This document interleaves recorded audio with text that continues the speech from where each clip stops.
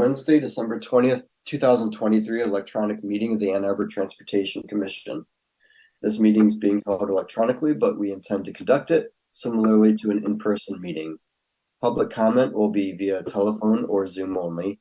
To speak during any of the public comment opportunities, please call 206-337-9723 and enter meeting ID number 934-6385-2907 or join via the Zoom link. This information is also available on the published agenda, in the public notices section of the city website, and on the broadcast of this meeting on CTN channel 16. So Raymond, if you do roll. Yes, indeed. So I will now call roll. I have received regrets from Councilmember Ackman as well as Commissioner Margolis, who will not be able to attend. And then as a reminder, please say here and from where you are dialing in from when your name is called. Commissioner Boland. Here from Ann Arbor. Commissioner Brovin. Here from Ann Arbor. Commissioner Hadamaki. Here from Ann Arbor. Commissioner Hauk. Here from Ann Arbor. Commissioner Keeler. Here from Ann Arbor. Commissioner Kleinman. Here from Ann Arbor. Commissioner Lee. Here from Ann Arbor. Commissioner Carpenter. Here from Superior Township. Commissioner Ramaswamy. Commissioner Hess here from Ann Arbor. Commissioner Hutchinson. Here from Ann Arbor. Lieutenant Mike Sherba. Here from Tyrone Township. And Commissioner Stupka, absent as well. All right. We do have quorum. All right. Thank you. There are two items on the consent agenda tonight, approval of the agenda and approval of the minutes. Are there any modifications to the consent agenda? Seeing none, is there a motion to approve the consent agenda as presented? So moved. Moved by Molly, seconded by Megan. All those in favor of the motion, please say yes or raise your hand. Yes. All those opposed, please say no or raise your hand. The consent agenda is approved. Now we move on to the public comment section, and this is an opportunity for persons to speak for up to 3 minutes. Again, please call 206-337-9723 and enter meeting ID number 934-6385-2907 or connect via Zoom as described on the agenda. City staff will select callers that have raised their hand one by one using the last 3 digits of your phone number or the person's Zoom ID. In order to electronically raise your hand to indicate your desire to speak, please press *9 on your phone or select the raise hand button in Zoom. You'll hear an automated announcement that the host is allowing you to speak. When speaking, please move to a quiet area and mute any television on sound so that we may hear you clearly. Please state your name at the beginning of your comments. Raymond, do we have any members of the public who wish to speak? We do. I have Rachel Jacobson with their hand up. Rachel, I have unmuted you and the floor is yours. Thank you very much. This is Rachel Jacobson and I am here with, what's your name? Gedalia Jacobson and Yara Goldstein. So our family, the 3 of us, plus 1 other adult and a dog, lives south of Stadium, almost exactly equidistant from the light at Packard and the light at South Industrial.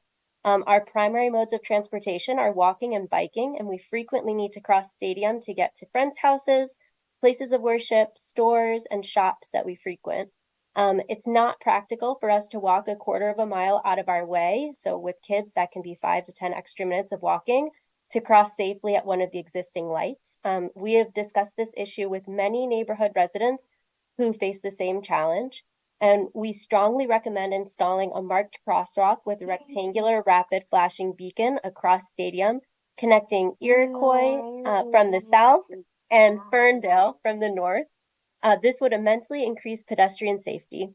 Additionally, we would like to point out that Stadium represents a distinct divide between a neighborhood of residents who are, on average, wealthier in Burns Park and a neighborhood of residents who are, on average, less wealthy Bryant Pattengill. Safe pedestrian facilities connecting these two neighborhoods will support the City of Ann Arbor's goals to foster relationship building and equity amongst people of different socioeconomic classes. We would like to know why there is not currently a safe way to cross Stadium in between Packard and South Industrial, despite multiple residents posting about this need on SeeClickFix and in other forums over the past several years. What is required to install a crosswalk in between these lights, what the time frame would be for installing said crosswalk, and what we can do as residents of the neighborhood to ensure this gets done. Gedalia, do you want to say anything else?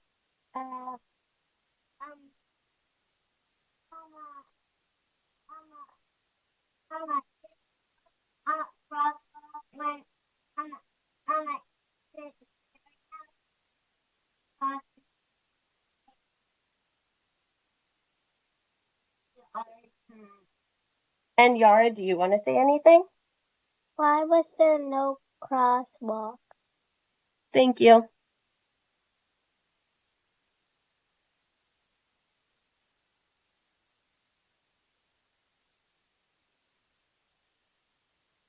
Thank you very much, Rachel and company. Appreciate those comments. I'm not seeing any other hands raised at the moment. If we can give it just a moment and see if any pop up.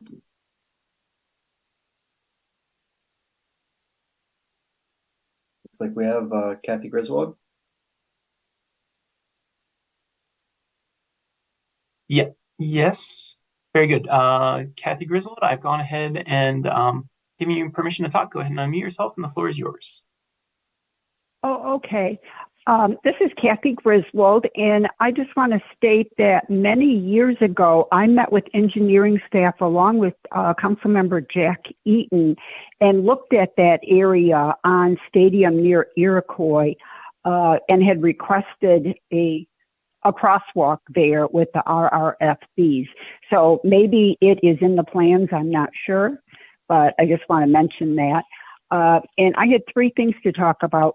First one is it's come to my attention by a number of people that South Maple at Dickens Street, there are school children who are crossing there, and it's not designated as a school crossing, and it's extremely dangerous according to people who are witnessing the children crossing there. Number two, King School has 4 crosswalks on Waldenwood and Pemberton. They've been brought to staff's attention through A2 Fix-It requests. Those 4 crosswalks were put in about 50 years ago. They connect public walkways going to King School. They do not have ADA ramps yet. Because they were put in before the ADA law that was passed in 1990. So those do need to be addressed. And right now, what's happened is one of the 4 crosswalk signs has been removed and replaced with a different kind of sign, but the other 3 are the same. So we have even less consistency than we did before. And the last thing is about lighting. I mentioned this at council. According to the U.S. Department of Transportation, they state safety benefits. Lighting can reduce crashes up to 42% for nighttime injury pedestrian crashes at intersections. So I assume that would also apply to our mid-block crosswalks. So Vision Zero calls for us to be proactive. We know that lighting will save lives. To my knowledge, lighting does not have a home within City Hall. It doesn't seem to be under the jurisdiction of the Transportation Commission, and we really need to decide what we're going to do there because lighting is critical. I was out after dark today, and there were random street lights that were out, as well as a few that were navy bluish, and I know the city's aware of that.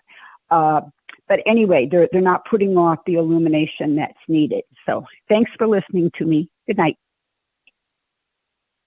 Thank you.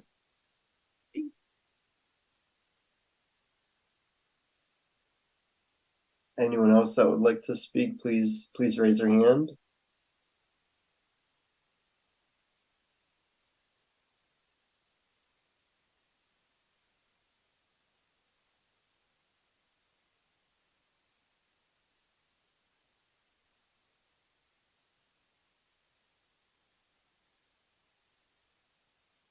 I'm not seeing any additional hands raised, Brett. All right. Thank you to all members of the public for attending and speaking this evening. Your comments are valuable to the commission. And thank you to those who have forwarded emails to our attention. There are 4 emails included in the packet. So please take a look at those if you haven't already, commission members. All right, next on to the business section. First up is the 2024 policy agenda. Every year we pass along policy and legislation suggestions to City Council's Policy Agenda Committee concerning local and state issues. So we'd like to introduce this item tonight to begin the discussion with anticipated action at a future meeting. So I'd like to solicit ideas for our 24 policy agenda. So Raymond, if you could review the document that you put together, and we'll get some suggestions going.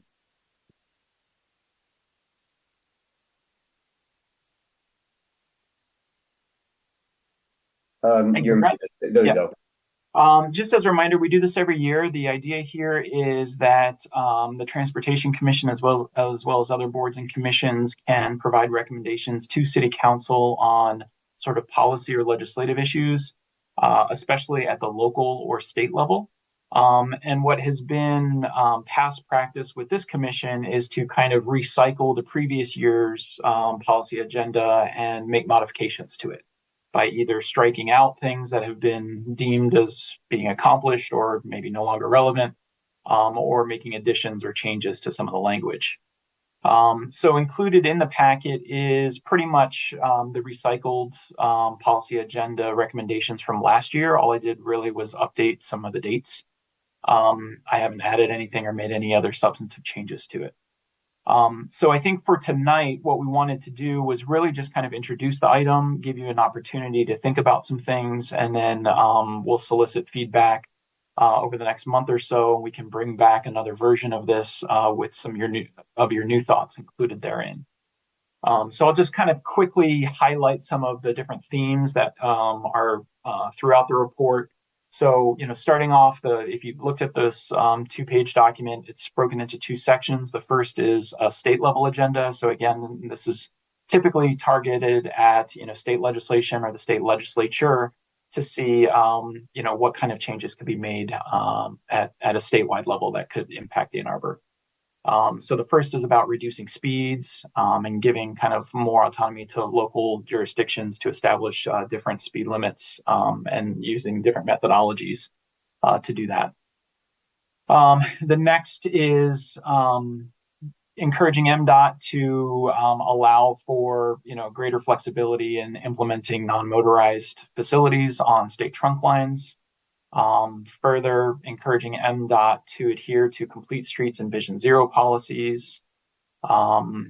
Next, along with MDOT, while we're on that theme, looking for safe non-motorized crossings across active rail lines. I know this came up earlier this year as a result of a study that MDOT's currently doing. So you were ahead of the curve. You had already stated a position on that. Advocate for increased transit funding for both at the local level, AAATA, and at the regional level, such as the RTA. To continue to advocate for a statewide crosswalk law. Changes to the manual and uniform traffic control devices related to bikes may use full lane. Looking at legalization of video surveillance or automated tracking for notification of speed and traffic violations. Enable the Regional Transit Authority to proceed with funding requests to implement transit plans. Additionally, on the subject of the RTA, allow the RTA and other governmental units the ability to request sales tax and other alternatives to property tax. Move away from level of service to assess impacts of projects. And then support the Michigan Drive Safe Bill to restore rights to everyone who wished to be eligible to obtain a driver's license. Those, again, were what you've talked about in years past. And if you want to carry those forward, you're more than, you can do that. Shifting to the local side, strengthening partnerships across some of the big stakeholders like MDOT, Ann Arbor Public Schools, and University of Michigan. Prioritize data-driven decision making. Use accessibility as an evaluation criteria for transportation investments. Use bike lane and sidewalk connectivity as a metric to prioritize transportation investments. Expand bicycle purchase incentive program. Increase the amount of set aside to the ALT fund, which funds a lot of bike ped investment and maintenance.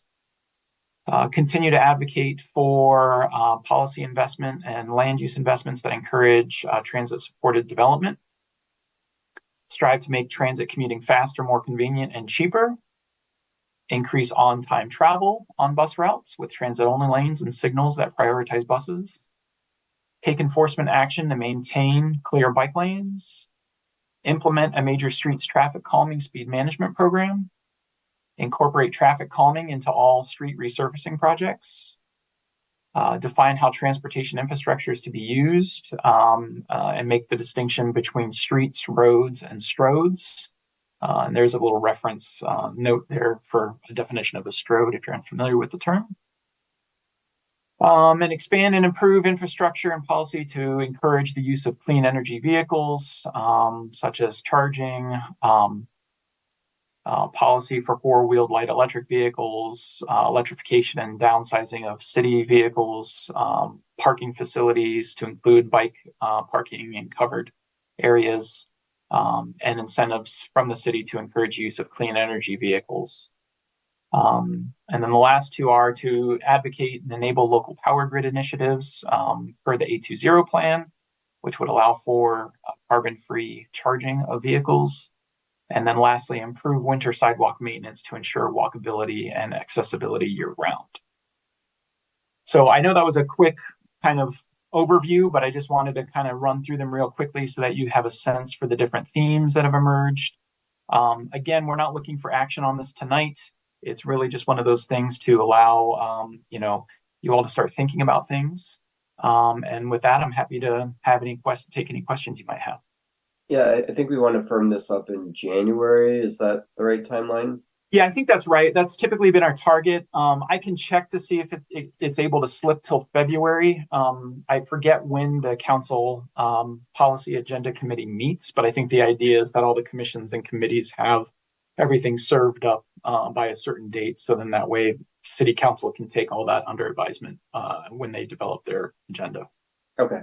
I think January is typically what we've targeted because I'm sure that deadline is probably late January, early February. Yeah. Okay. Matt. Thank you. Can you hear me? Okay, good. You never know, right? So my first is a process question, and Raymond partially just answered it. So we send our thoughts on this into the agenda committee. They recommend something to city council. I imagine the city formally adopts some final agenda at some point.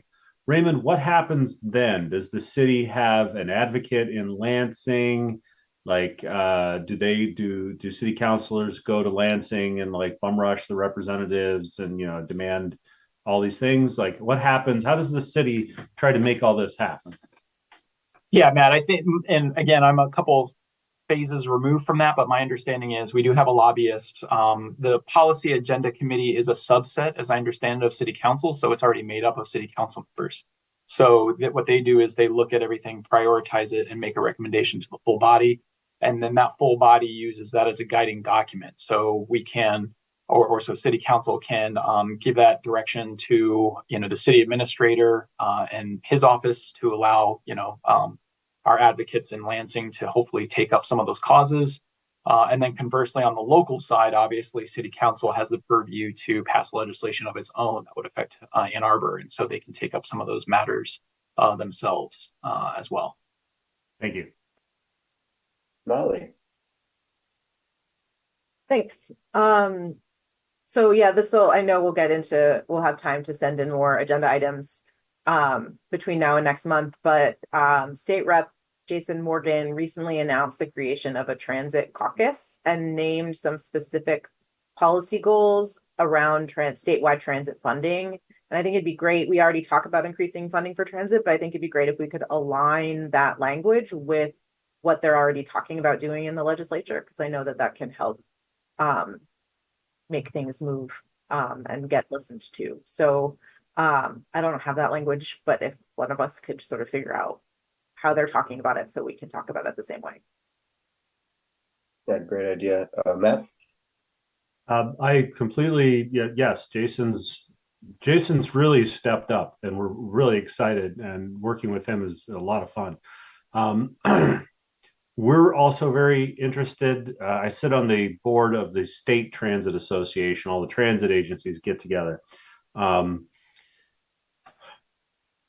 We're really curious to learn what that agenda is. There are some ideas kicking around Lansing that, I'll be honest, may be interesting ideas, but may not be exactly what people think. There's one idea kicking around right now to model MDOT after New Jersey Transit. Like there's some kind of weird ideas kicking around in there. So I agree with Molly. Let's learn everything we can. But I would put a pin in buying into it just for the moment until we learn. Thanks. I mean, I was focused specifically on the funding piece, which I think we're probably going to be aligned with around increasing transit funding. I can't speak to the rest of their things, although I will say that New Jersey has really excellent trains. So, if you say so. I use them. They're great. But anyway. All right, and Raymond, we can discuss further in January, but I assume some of these we can have a celebratory strike through on things that we can consider accomplished, like the implementation of a speed management program, a neighborhood street calming, redoing that. So there are some things that maybe we'll be able to come off of this list too. Yeah, and Brett, thank you for bringing that up. Actually, when I went through the list, what we've oftentimes done, so like speed management is a good example. A couple years ago, the recommendation was develop a speed management program. So a speed management program has been developed. Now the language has been changed, I think last year, to implement that plan, right? So a lot of these things are kind of on a spectrum.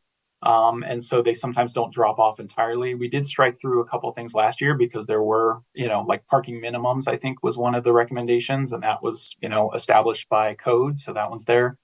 Probably the closest one that I thought might be up for removal is talking about incorporating traffic calming into resurfacing projects, obviously with the resolution that passed back in September. Now that's an ongoing thing, right? But in terms of a policy, the policy's been established. So whether you want to consider that one done, that one feels like, that has been accomplished from a policy perspective, and it's going to be an ongoing thing, to implement it. So yeah, we can take another critical look and make some suggestions in terms of which ones to, maybe consider accomplished, and then you all can, see if you agree with those or not. Sounds good. Any other comments or questions, at this time? But please be thinking about policy ideas and suggestions over the next month. And at January's meeting, I think we'll bring this document back up. Talk about what can be removed and what ideas people have to add to it. So be thinking about that, please. Okay, moving on then. And Brett, if I could just make one quick little announcement. If members of the commission get us their suggestions, and by us, I mean Brett, Megan, myself, by January 10th, then that's enough time for me to incorporate those suggestions for the next packet. That's obviously, you can still show up to the meeting with ideas in hand. That's not, verboten, but if you give them to me in advance, then I can make sure that they're reflected in the policy agenda, and that goes out with the packet for all to see. So Yep. Mark that. All right, thank you. All right, next up is the 2024 work plan for this commission. This is a follow-up to our discussion on the topic last month. By the way, I forgot to thank Megan for running the meeting last month. I watched on YouTube. I was gone, but looks like everything went well. And thank you again, Megan, for running a great meeting in November. I had a lot of help, but yeah, thank you. So as a reminder, every year we develop a tentative list of topics that we hope to cover throughout the course of the year in Transportation Commission. Staff has updated the work plan based on some suggestions that we've received from commissioners over the previous months, as well as coordination with partner agencies. So we're looking for action on this item tonight. So Raymond, if you could pull up that tentative 2024 work plan, we can look through what's on there. Yeah, so the first thing to note is this is always a living document. If you've ever opened this up in January and then looked at it again in December, you'll notice a lot has kind of shifted and changed. Things pop up that we weren't anticipating, some things slide. So even though we ask for, approval, it's kind of a soft approval, acknowledging that things change. So I'll just quickly run through what we've penciled in for each of the months. Obviously, the things in the near term are a little clearer in terms of focus. And the further out we go, the little harder it is to really anticipate what we'll be talking about a year from now. So January, we probably have a pretty full agenda already. We have the annual report, which we'll touch on tonight. We have the chair and vice chair elections. So this is a call to all of you to set up your super PACs for anybody who wants to run for chair and vice chair. The policy agenda input, which we just discussed, we'll circle back on that. And if you're ready to take action on that, we might do that next month as well. And then the current round of traffic calming that we're currently finalizing right now will start to populate in the next couple months. So the first will be Bird. Information items, we are hopeful that we'll have the Safe Streets for All contract executed, and we can start to have discussions about what that looks like moving forward. And probably a big one that many of you are going to be interested in is the trunk line transfer study. Again, this is the idea that, looking at those state trunk lines and what it might entail for the city to look at taking those over. In February, traffic calming, this is Arella, would be up for discussion. Then we typically give a street resurfacing and related projects early in the year, so we have that penciled in for February. Then we wanted to come to you with the work that's been underway for the Protected Bikeway project. This is taking all the buffered bike lanes and protecting them and upgrading them to have vertical elements. In March, we are looking at traffic calming on Henry.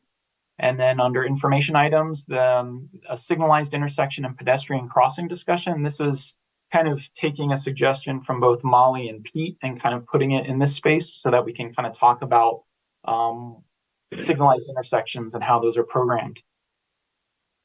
Traffic calming and speed management program updates. Again, we want to kind of continue to march that forward and give you periodic updates on that as well.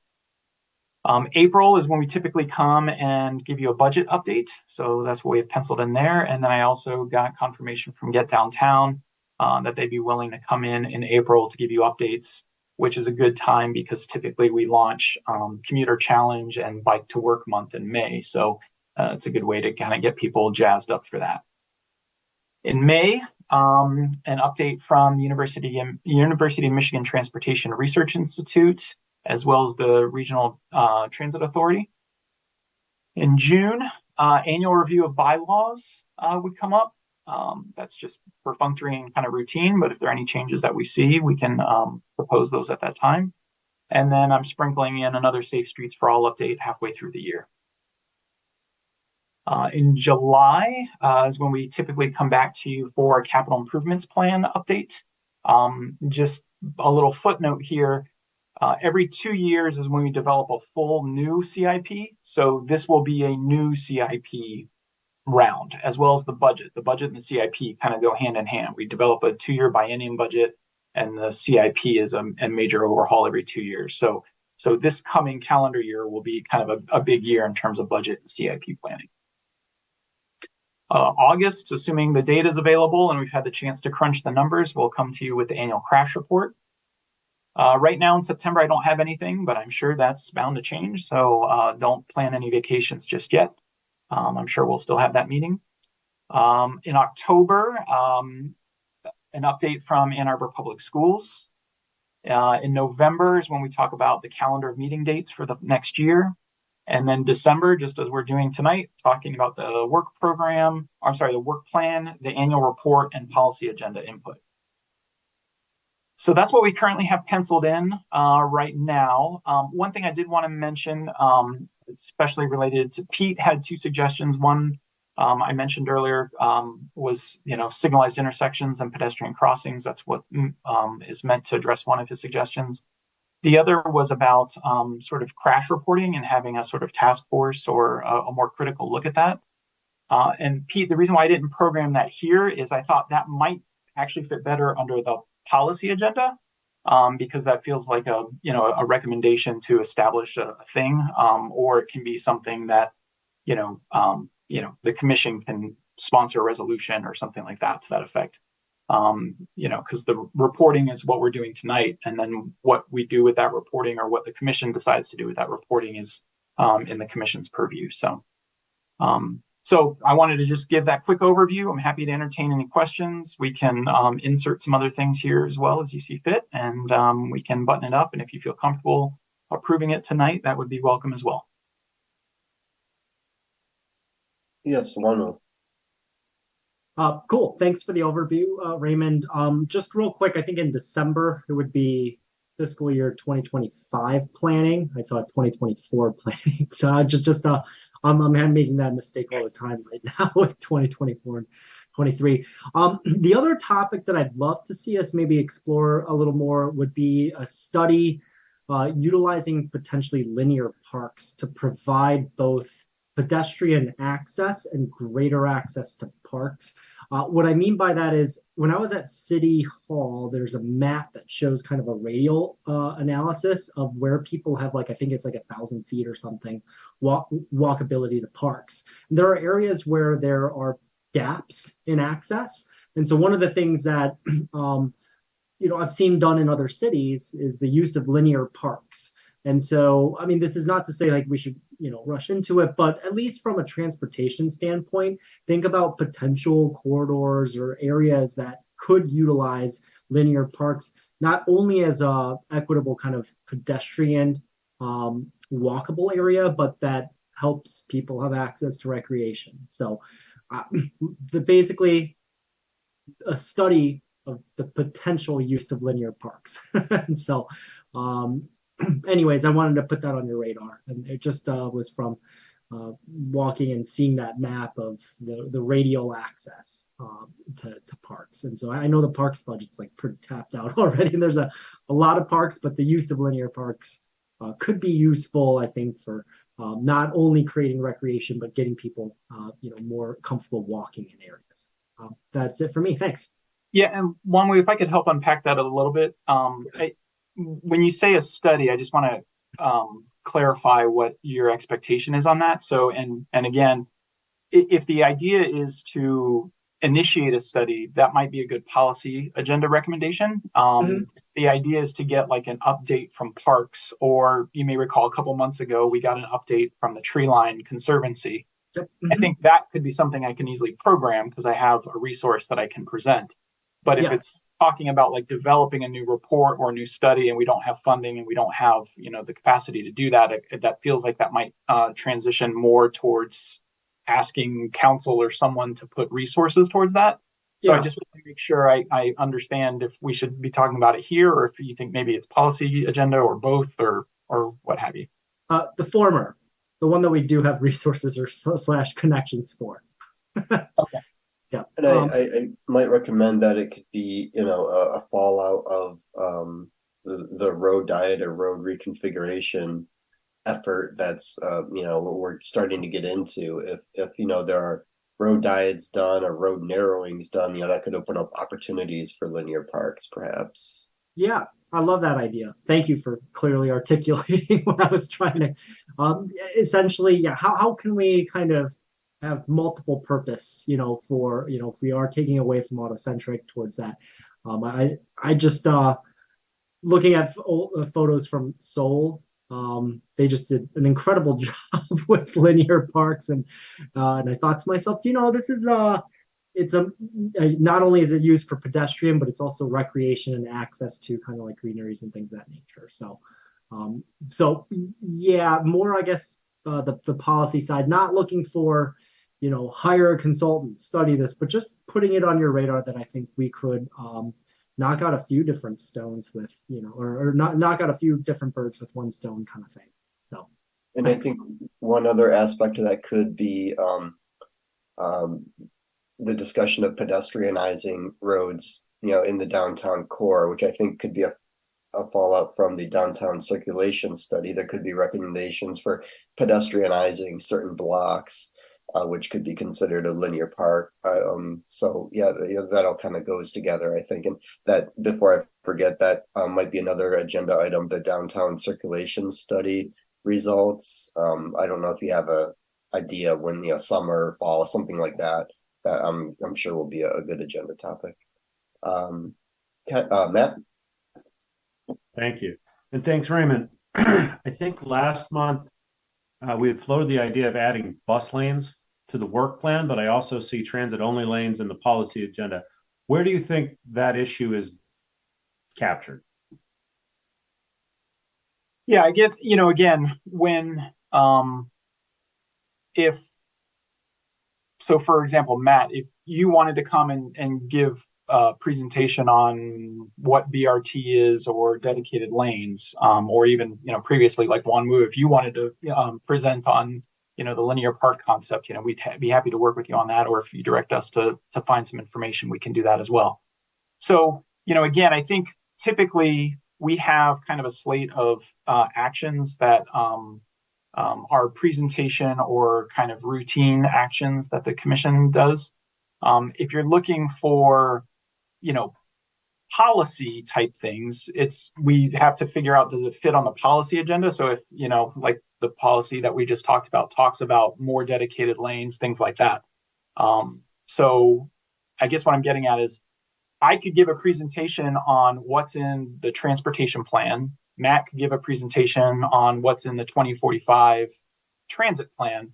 But in terms of what comes next with that, is there a recommendation? Is there something like that? That's really up for the commission to decide. And so yeah, that's why there are always opportunities. If it's just, policy and legislative focused, we can put it on what we just talked about. If it's more informational leading to maybe a policy thing, we can put it on the work plan. So it really just depends.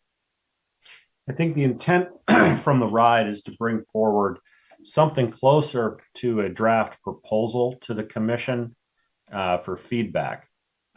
So that would be more specifically transit lanes on this road, this segment, that sort of thing. I'd love to use you guys as a sounding board and get some feedback on that. I don't know where that best sits. And I'm more than happy to leave it, Raymond, to you, because I don't have a specific date yet. We're still working through the details. We can play it by ear. I do see some open slots here, and we can just sort of figure it out at the commission's discretion, of course. Yeah, that sounds like a good idea for a topic. Thanks. Peter? First of all, I'd like to encourage everyone to visit my favorite linear park, which is Eisenhower Park. So look that up in the city's park system. As for the crash response protocol topic that I wanted to add to our work plan, I guess I'm just would like your input, Raymond, on the right way to come up with a recommendation. That's not something that I think I can effectively do in a vacuum. But I understand how it might require action from city council because it could have like staffing and funding implications. So is the right thing to do to develop a resolution? And if so, like what level of detail needs to be in there? So just like your guidance.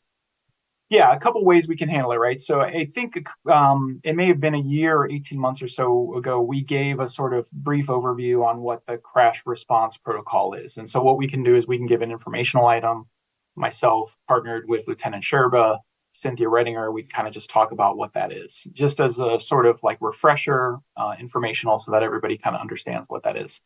Then with that information, as is oftentimes the case, right? Like if you think about the road diet. We gave a road diet presentation in, I think, August, which then teed up the resolution that was ultimately brought back in, I believe, September, that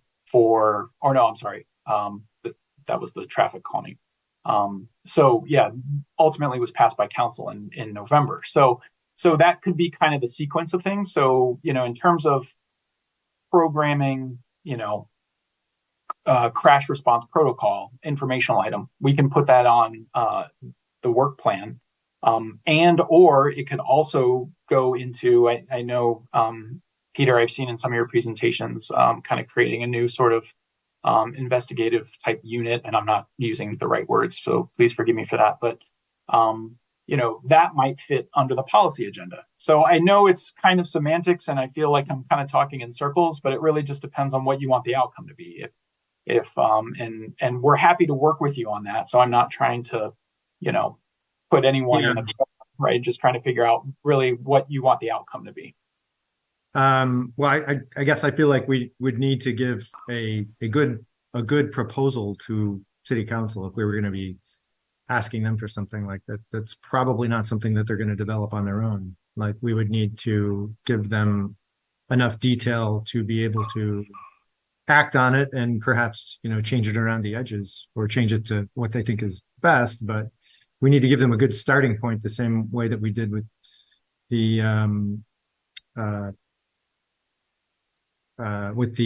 road diet resolution from a few meetings ago.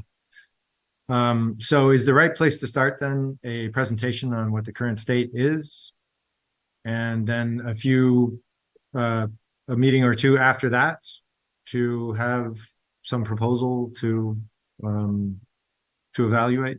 I mean, I guess that's how I would see it going. Yeah, that's a perfectly reasonable way to approach it. Okay. All right. So how do we target? I mean, which meetings would we target for that? I think we just target an informational topic, right? Sometime maybe in the spring, summer, when we have a gap or when we have a spot to, like you said, talk about the current state of things, and then give people some time to think about it if they want changes and propose what those changes might be at a future meeting. But let's start out with sure. So looking at spring and summer, like what looks like a good time to target. Looking at the document that Raymond showed earlier.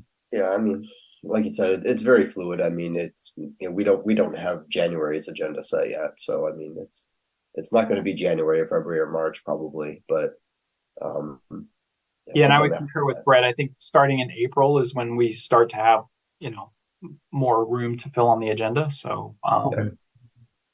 All right, I think that sounds like a good plan. To let's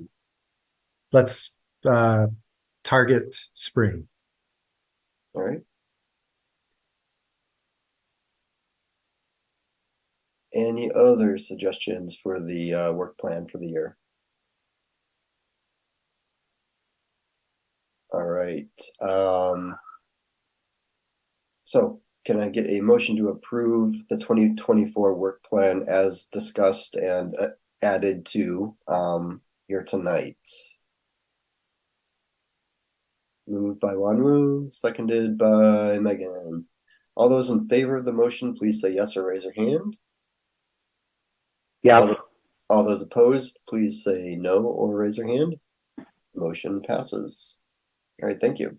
And just so you know, I will go ahead and take the recommendations from tonight. I'll bake those in, and then I'll finalize it and recirculate it. So at least you have. We also post this on the website, just as a sort of informational item. So again, still subject to change, but at least it'll show that it reflects your suggestions from tonight. Yeah, we will only have more topics than what's shown here. Things always come up, fortunately. All right, so moving on to next topic is the RIDE's 2024 millage service improvements plan. So the RIDE asked to speak to the commission about proposed service improvements currently in the works as a result of the 2024 millage. Matt, is that going to be you tonight or Ken? It's going to be me. All right. So just do a mic check to make sure that I can be heard. Perfect. Yep. Awesome. Now let's do a screen share check to make sure that I got that one right. Is there a presentation slide up now? It's still thinking, but it looks like it's coming up. There we There you go. go. You're How good. about okay? Good. Okay.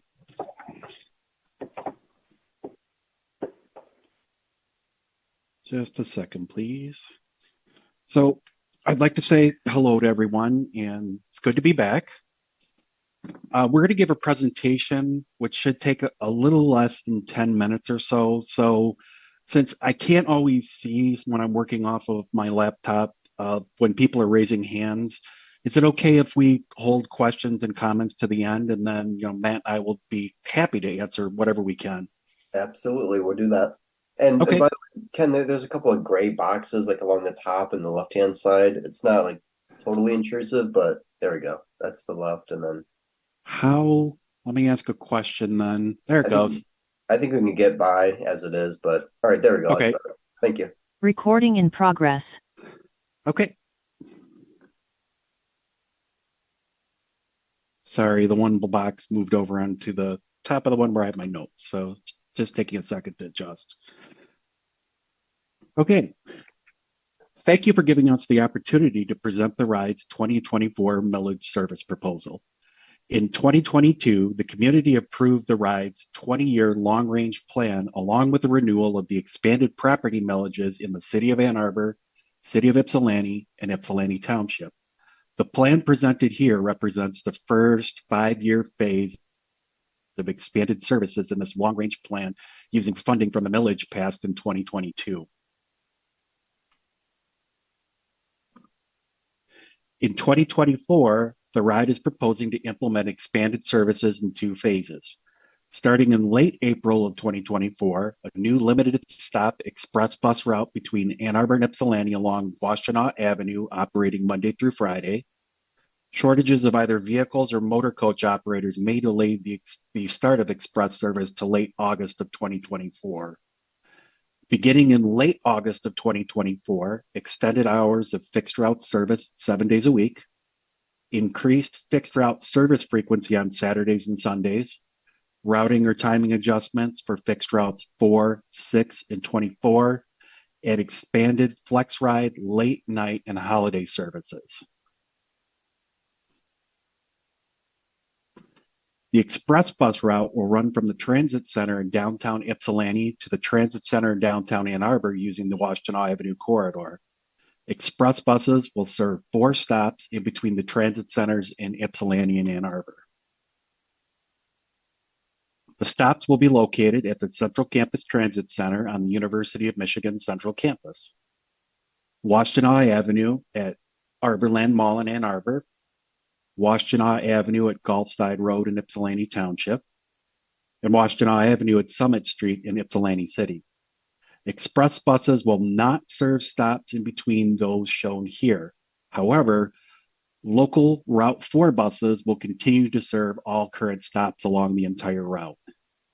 Riders wishing to reach the University of Michigan's medical campus area can either use local Route 4 buses or can transfer to the University of Michigan's Blue Bus routes at the Central Campus Transit Center.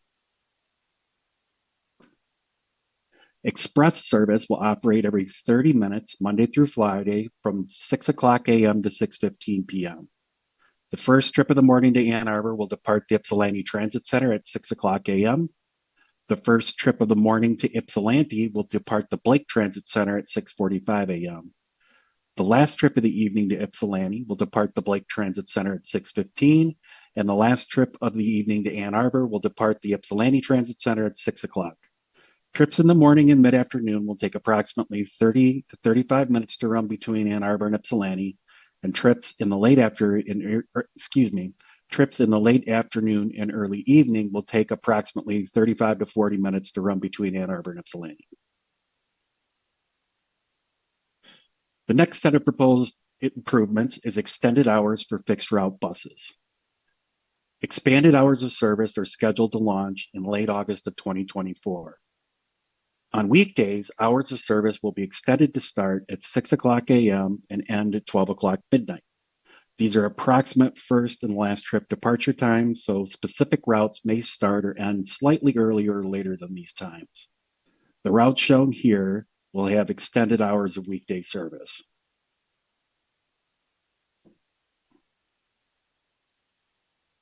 On Saturdays, hours of service will be extended to start at 7 o'clock a.m. and end at 11:50 p.m. These are also approximate first and last trip departure times, so specific routes may start or end earlier or later slightly than these times. All the routes shown here will have extended Saturday hours of service. On Sundays, the hours of service will be extended to start at 8 o'clock a.m. and end at 9:45 p.m. These are also approximate first and last trip departure times, and all of the routes shown here will have extended Sunday hours of service.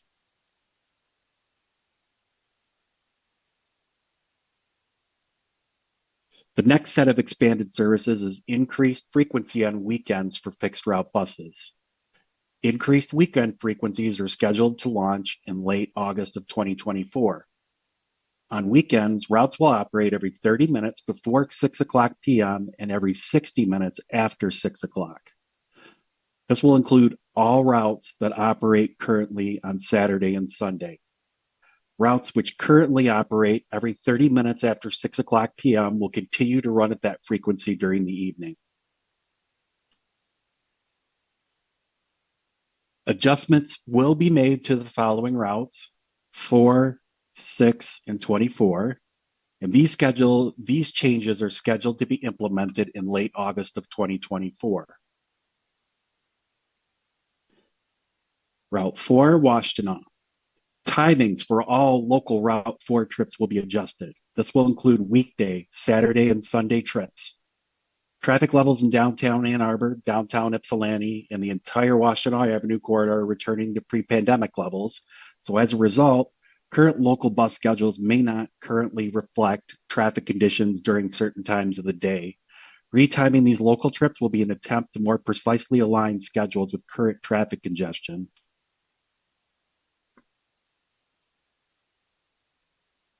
Route 6 on Ellsworth. Route 6 will be separated into two branches. The first branch will be designated 6A and will use existing routing between the Blake Transit Center and the Ypsilanti Transit Center. The second branch will be designated Route 6B and will make trips between the Blake Transit Center and Briarwood Mall using existing routing. 6B trips will operate Monday through Friday from approximately 6 o'clock a.m. to 6 o'clock p.m., and 6A trips to Ypsilanti will continue to operate 7 days a week.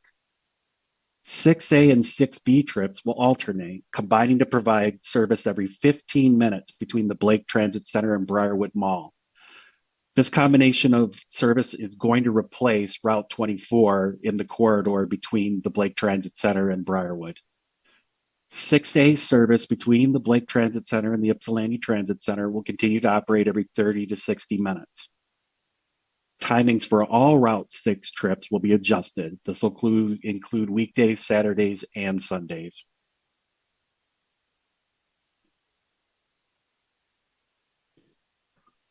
Route 24, Eisenhower Gulfside. Route 24 will be shortened to provide service between the Cranbrook Tower area, Briarwood Mall, and the Trinity Health St. Joseph Mercy Hospital area. Existing routing will be used. This new routing will be operated 7 days a week, which gives us the ability to extend service to Washtenaw Community College and the St. Joseph's Hospital area on Sundays.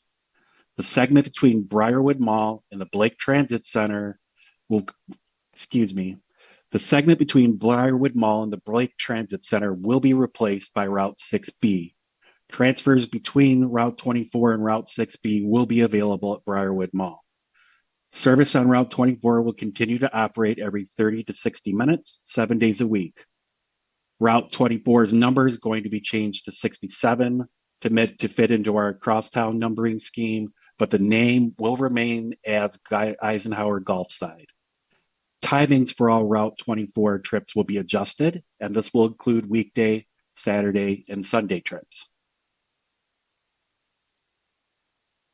And finally, Flex Ride services. Flex Ride late night and holiday ride service will expand coverage to include all of Ypsilanti City and Ypsilanti Township north of Textile Road to match the fixed route bus service area. Hours of service will be extended to complement the new fixed route hours of service. In addition to covering new areas, the service expansion will also add more vehicles to reduce average wait times. All Flex Ride services will now incorporate new technologies to improve the efficiency of trip bookings and routings.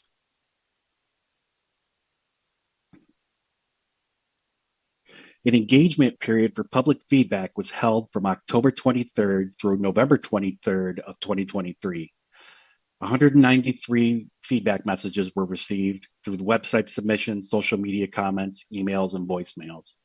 3 drop-in sessions were held for the public at the Blake Transit Center, Ypsilanti Transit Center, and the Ypsilanti District Library branch on Whitaker Road. 169 people stopped by to provide us with comments at these meetings. 2 online meetings were also held in November, in which 19 people attended via Zoom. Comments about the millage plan were largely positive, with large focus given on expanded service on Saturdays and Sundays. Feedback was also given to us on areas where current services can definitely be improved. A lot of that focused on things like on-time performance, ability to meet transfers, and other issues like that. These comments and feedback will be incorporated into future plans where resources allow. So thank you again for giving us the opportunity to present to the commission, and we'll now take questions and comments. If you don't have anything now, but you have an awesome idea in the shower at 3 a.m., please feel free to send us a message at planning.theride.org. I get those personally along with a couple members of our team, so we'll be the ones responding directly to you. If you're interested in more detailed information, including maps and schedules and all that really cool stuff, it's still available online at bit.ly/the ride services 2024. That'll take you to the same link that Christopher provided in the homework. This is just a shorter version of that link. So comments regarding this service plan, we will accept them for consideration, and we may be able to incorporate them into the final version of the plan where they're feasible. The finalized plan will be introduced to the public beginning in spring 2024. So that is all I have. And if anybody has questions, we'll be happy to take those now. Thank you so much, Ken. It's really exciting to see that you guys are able to respond to all the input and desire of the community, and that we have the millage, the resources, and you guys are acting on it. So this is great to see. I know we've heard a lot of comments and talked about the improvements these exact improvements are making. So this is wonderful. Does anybody have any comments or questions for Ken or Matt? Larry has his hand up. All right, Larry. Will there be changes to the A-Ride service? Right now, there's an internal discussion taking place on are there types of technology that we can implement to improve A-Ride, and then seeing if there are ways that we can overhaul the structure there. But as part of this plan, no current plans to introduce any sort of changes to A-Ride in 2024.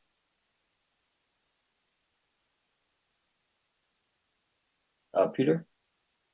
How about other technology changes? And are any of those being funded by the millage? I'm thinking of things like the bus tracking system. And I like that because it sort of helps out when we have service that isn't too frequent. Being able to know exactly when the bus is coming really helps out when we don't have often or really frequent.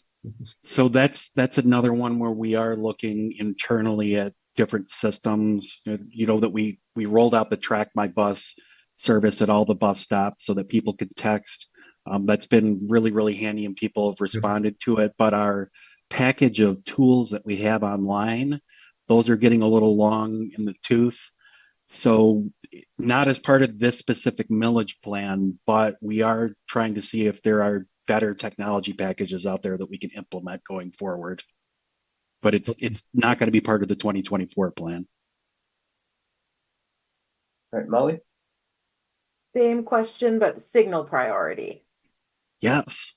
That one I don't have to give the tap dancy answer on. That I'm the project manager from the ride side on that. I'm working currently with Luke Liu and his traffic signals team.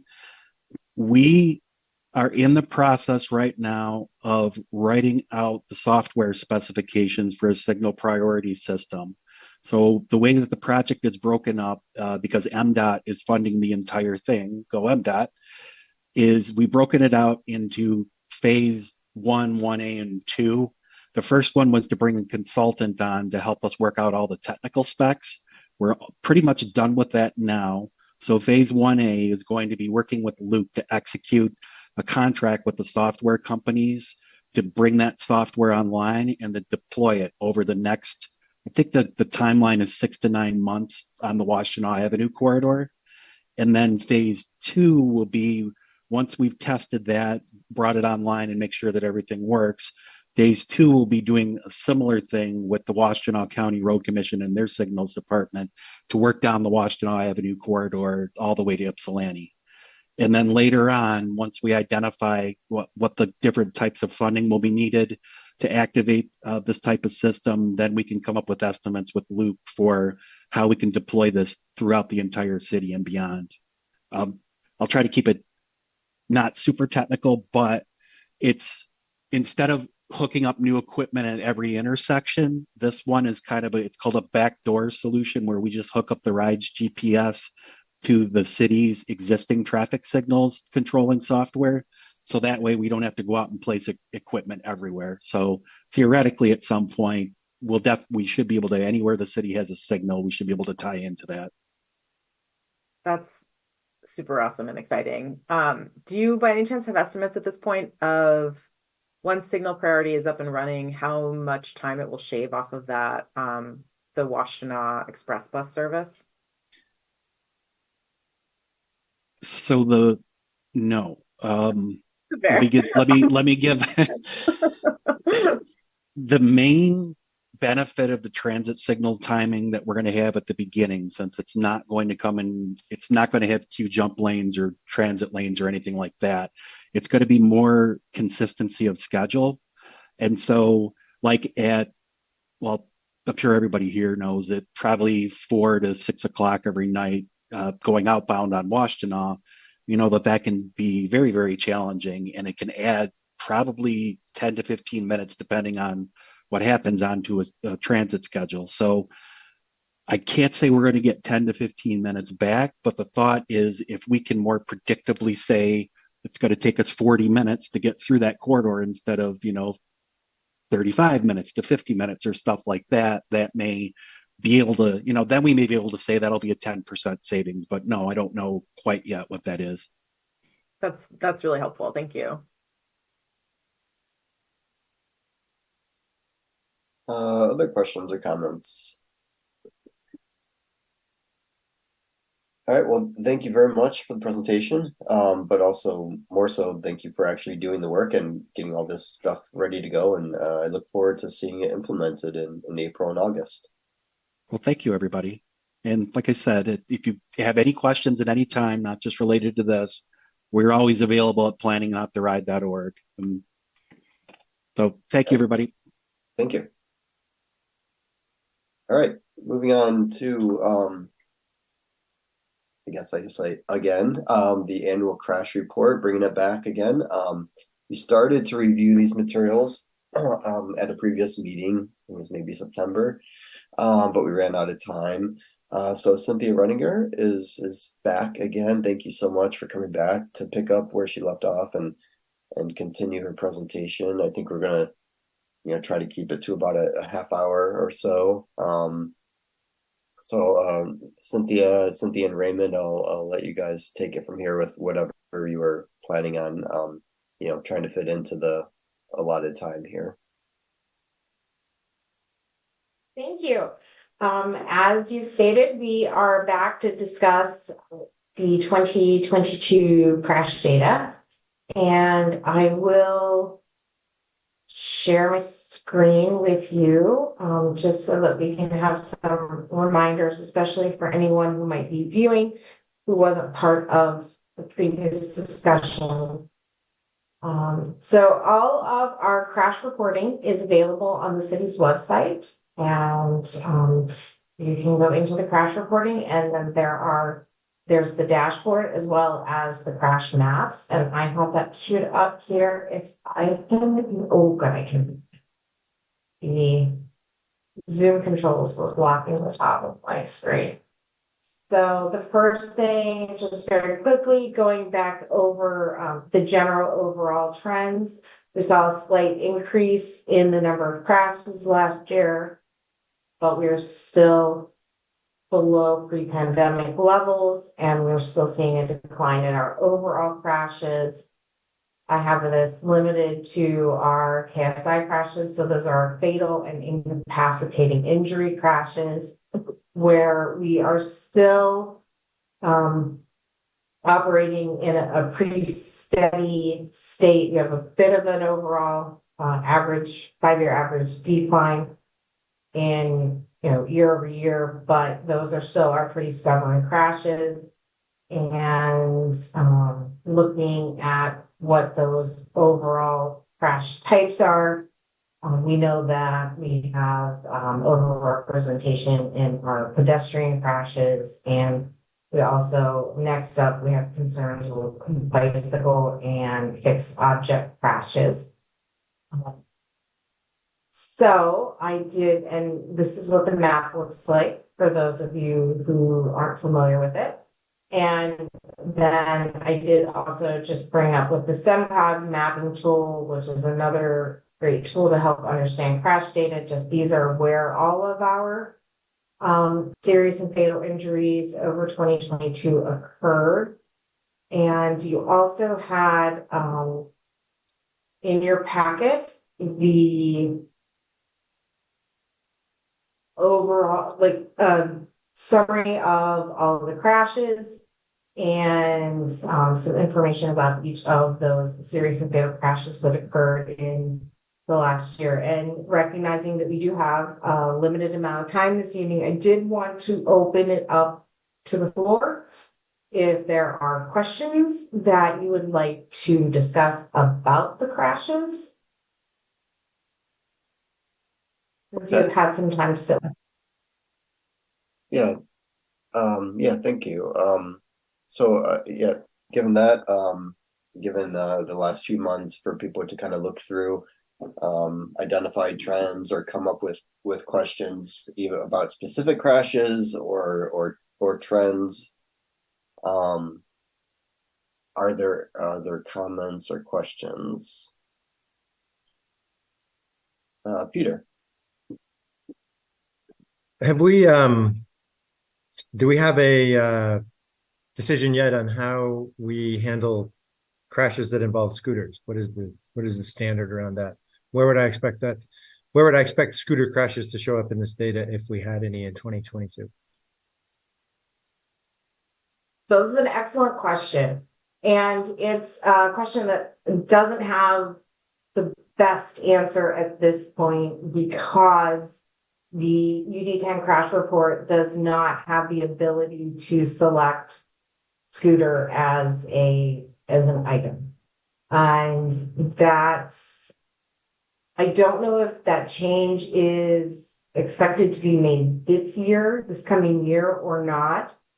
I know that it was not made in 2023. So currently my understanding of reading the instruction manual for the UD10 is that scooter crashes, like e-scooters, not like a Vespa scooter, but like the smaller micro-mobility style scooters are being coded as pedestrian crashes. Okay. That might be something for the legislative or policy list. Sorry, go ahead. That's a good idea. Lieutenant Sherpa has anything to add to that? Thanks, Cynthia. I do. So, Pete, to answer your question, per the UD10 manual, a scooter is kind of tricky because if it has a motor, it's a motor vehicle. And if it's, so a person on a motorized scooter is a motor vehicle. A person on a, like a razor scooter or a non-motorized is a pedestrian. So it's a little bit confusing. We're trying to get the message out to our folks so we can accurately capture those accidents, but I know some have gotten identified. Okay. Yeah, it would be good to get that figured out going henceforth, considering the growth in that in scooters and scooter use, both the rental kind and the personally owned devices. So thank you. Following up on that, Mike, e-bikes, I assume are just bicycles. It's harder to tell whether or not it even is an e-bike. I'm assuming those would all be classified as bicycles, even if it has a motor. Again, that's another a little bit ambiguous. If anything with a motor is a motor vehicle per the current UD10 guidelines. So bicycle or any pedaling or any device that's pedaled, regardless of the number of wheels, is considered a bicycle. Unicycle, bicycle, tricycle, quadricycle are all a bicycle on the UD10. But if it's got a motor, it becomes a motor vehicle. Someone on a horse is a pedestrian. I didn't make it up, but that's the way it is written. Yeah, interesting. Yeah, because there could be different interpretations if the officer doesn't even notice that it's an e-bike, or if they're like, oh, this is an e-bike, that's a motor vehicle. There could be different interpretations. So okay, exactly, good information. Other comments or questions on the crash report? While people are thinking, I wanted to ask Cynthia. I think a week or two ago, there's a report out, I think at the national level, about time of day crashes, and I think the number was something like a 42% increase in crashes at in dark conditions, while daylight hours, crashes were pretty steady. Do we have data on that? Is that something that we're seeing in Ann Arbor? Generally speaking, no. We'll pull that up for everyone. So if we look at our temporal, these are reported as in 5 year. So I do not have it broken down exactly for the 5 year, but our lighting conditions versus our dark conditions for our serious injury crashes are generally trending toward more of them happening in the daylight, as we have in the packet. You can see that they are about split evenly. Actually, give me just a second. I can pull it up. I calculated that. Anticipated out. So 9 of our 25 crashes occurred in dark conditions. So that's sticking close to that trend that we've been noticing year over year. So okay, so the thing that's on the dashboard is a total cumulative over 5 years. We don't have that. The bar chart that you were showing is a cumulative over 5 years from 2020 through 2022. Yeah, so that would be as we're reporting crashes, we're reporting the trends, right? Those 5 year average. So the temporals have always been reported as the most recent 5 years. Okay, but one of the reasons for that is to give us enough data points to really start to understand conditions over time. I see. Okay. So in the future, we might have a better year-to-year understanding of movements. trends moving between day and night or not or whatever. Yeah, they tend to be very stable over time, and that's one of the reasons that we report them out is that most recent 5 years.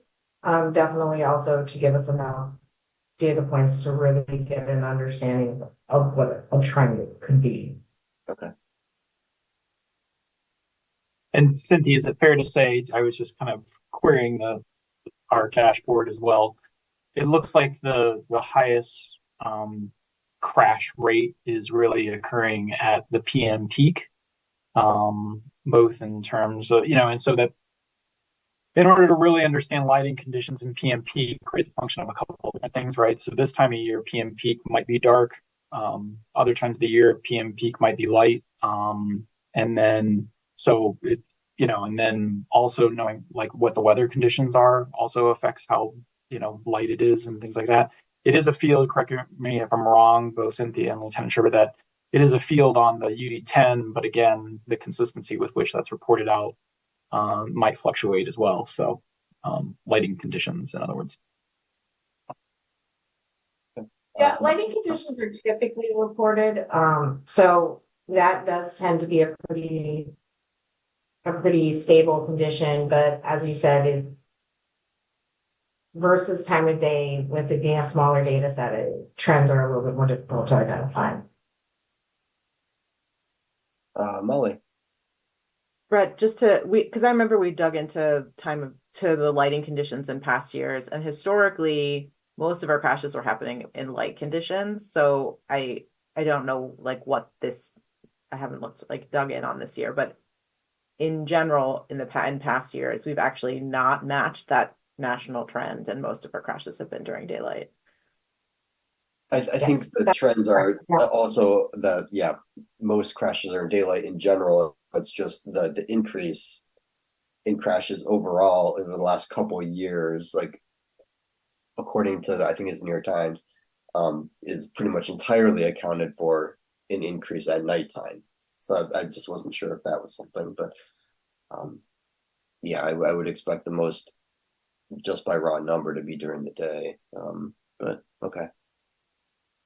Yeah, and fortunately, the sample size is fairly small, so it's hard to make conclusions and year over year here in Ann Arbor. But okay. To follow up on Commissioner Kleinman's comments, yes, that has been our historic trend. That continues to be our historic trend, and that is not consistent with the national trend. All right. Peter. The dashboard that we maintain, I think, is a really good tool. So I think that's something we're doing a very good job at, is showing this aggregate summary data. I guess the other observation I wanted to make about trends, though, in Ann Arbor is that the overall trend is going slightly down in a good way. But when you take out motor vehicle crashes from that, when you're looking at serious and fatal injuries, if you're only looking at vulnerable road users, the trend is really not good. So I encourage people to go onto the dashboard and to look at, you can sort out by pedestrian and bicycle and motor vehicle, and you will see that when it comes to pedestrians and bicycles, we are not doing good at this point at reducing the number of serious injuries. Like, that's a place where I think we need to be focusing, and hopefully that will be reflected in our work plan and our work on the crash response protocol next year.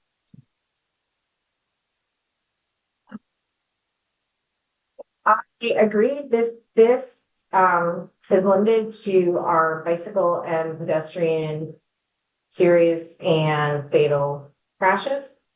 And, as Commissioner Hope indicated, we're in a very stable pattern, hovering between 11 and 12. slight uptick in 2022 over the last 2 years, a similar level to what we experienced in 2019. So they are stable crashes. We aren't increasing in those crashes, but they're stubborn, and we are not decreasing at this point. And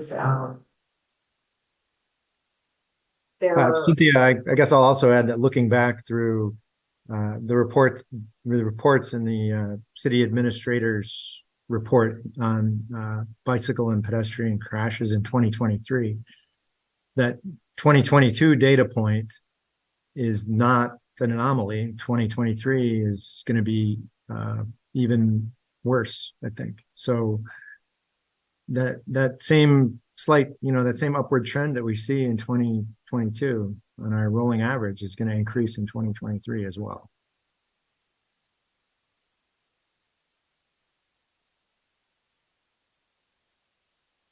we will see when the certified data comes out. I think, that is an area where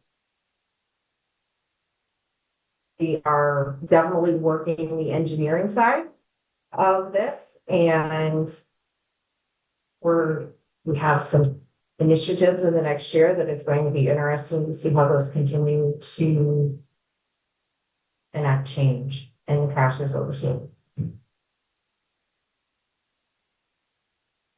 Any of those initiatives that you feel like we should share? Or, I wanted to give you the opportunity to discuss any responses that, I know we don't chase every crash and necessarily make an engineering response, but are there any that, we thought were worth sharing? Well, Cindy, I'll speculate here. I suspect you're just speaking to just kind of the global approach to our work, right? So we have the speed management program first and foremost. The idea being that speed being the leading indicator of severity of crashes. We're really interested in launching that program this coming year. We have the funding with Safe Streets for All if we get the contract executed with Federal Highway Administration. So we have that. We have obviously we're taking the traffic calming resolution very seriously that council passed, at your encouragement. So we are looking at all kinds of opportunities to incorporate traffic calming into capital projects. So those are real tangible things right on the onset. We have a whole host of crosswalk improvements. We obviously heard from speakers tonight about crosswalks.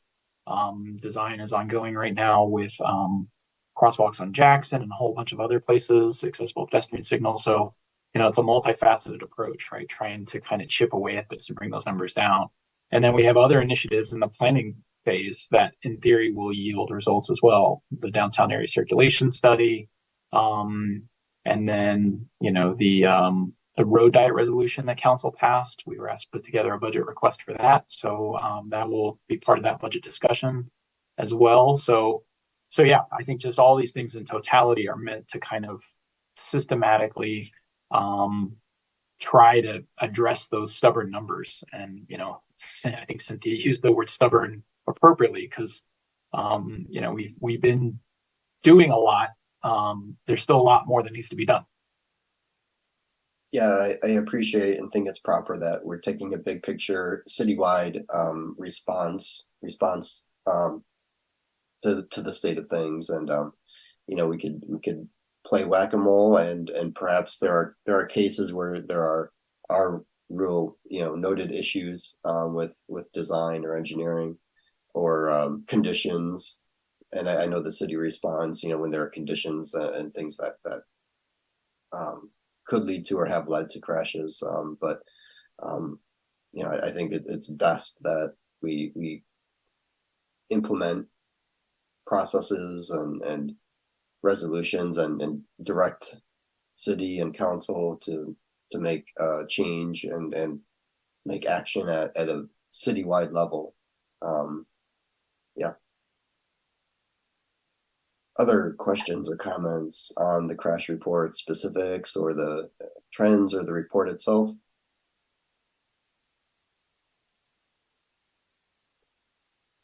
I All do right. have one last Oh, yep. item to point out, and that is that in the homework, the packet item that you received, there's all of those focus areas from the plan are identified, and those are all tied back directly to items that are recorded in the UD10.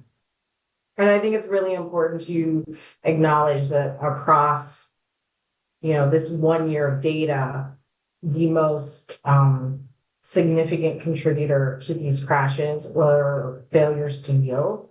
And those are across a wide variety of types of intersections and signalized intersections, unsignalized intersections, failure to yield to individuals who are in crosswalks, you know, failure to yield to other motorists. So that is a really significant trend that I don't want to go unacknowledged. Peter? So what should we be taking away from the fact that failure to yield is such a big contributor?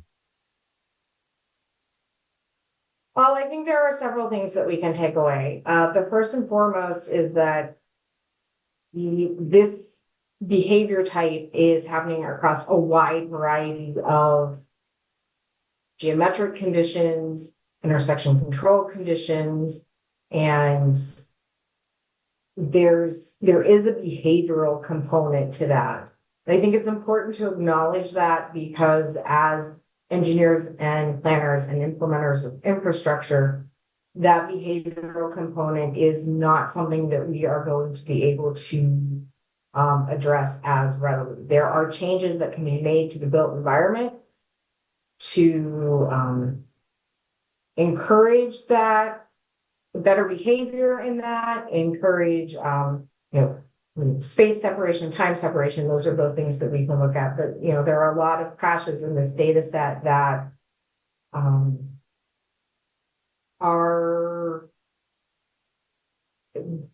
have conditions where that's not always like sometimes the infrastructure elements are there and motorists are still choosing to do as they will. And that's something that is not always able to be affected by anyone. Molly. Reading between the lines, what I'm hearing is that drivers are getting worse.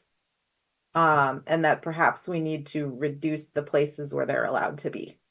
If we want to, like that if we want to reduce this kind of behavior, maybe we need to consider some more pedestrianizing, and just remove drivers from the equation if they're not going to behave themselves.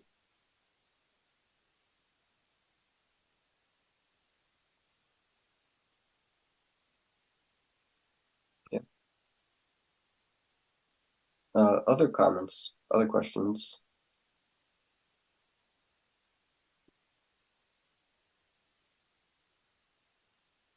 All right. Well, Cynthia, thank you for coming back. I'm sorry we weren't able to fit this into the normal September meeting, or August, whenever it was. But thanks for coming back and entertaining our questions and comments. And yeah, we will see this topic, I think, in August or September of next year. All right, let's see. All right, moving on then to the annual report. Every year, staff helps us produce a report which provides an overview of our accomplishments for the year. Included in the packet is the first draft of the report for 2023. Raymond will give an overview and see if there's any feedback before we finalize it in January. Raymond? Thank you, Brett. Let me go ahead and share my screen. I'll walk you through it. So, as Brett mentioned, we produce this every year. It's really meant to highlight the accomplishments of this commission, talk about all the different subjects that you've talked about over the past year and the motions and things that you voted on. And then we post this on your website. We provide it to City Council as well to kind of just illustrate all the good work that you do.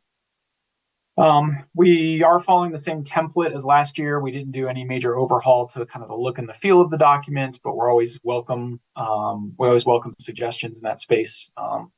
Admittedly, we sometimes aren't as technically savvy when it comes to graphics and things like that. So we do the best we can. So just, we start off with an at a glance, kind of these different topics that have been discussed, the different logistics of how many meetings, how many committee members there are, how many commission members there are, how many subcommittees there are, subcommittee meetings, so forth and so on. How many public communications we've gotten, and how been shared with you all.